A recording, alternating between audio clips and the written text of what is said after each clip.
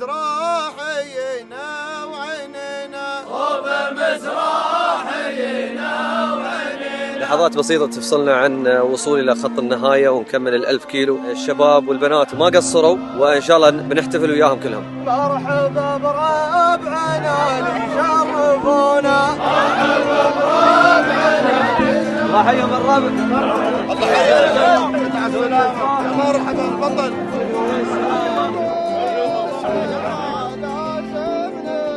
صراحة تو استوعبنا كبر حجم إنجازنا عقب ما شفنا كل هالناس متجمعين عشاننا نحن بس. شعور الفخر والله، يعني ما توقعنا الاستقبال يكون بهالشكل، عيوننا تدمع ونحن ندخل، يعني مو مصدقين، حسينا صدق بإنجازنا وأيامنا اللي عشناها. This race doesn't end now. It will live on in our actions, how we speak and how we pass all the heritage forward. Oh, amazing experience. I didn't expect this crowd to show up and it's quite impressive.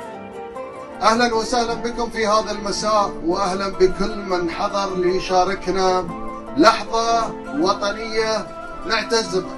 الحمد لله تمت المهمة، وهذا كله وراه قيادة رشيدة داعمة دعم كبير لمبادرة وطنية مجتمعية.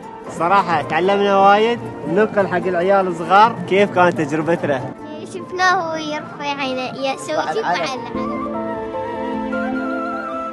الله يبارك في حياتك، الله يبارك فيك.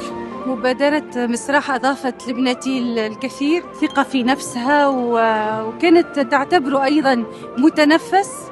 أنا فخورة جدا بهذا الإنجاز وسعيدة بهذا التتويج، جهد وتعب 3 شهور اليوم نختتمه بها مثل هذا الحفل. إن شاء الله يعني أنا أتمنى من كل شخص إنه يشارك في هالمبادرة، لأنها يعني هالمبادرة تخليه يطلع كل شيء ما كان مكتشفه بنفسه.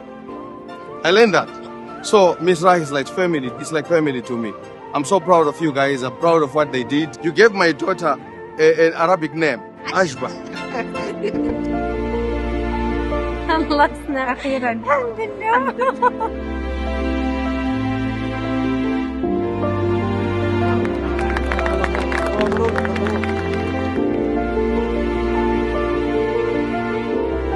أخذ فيديو.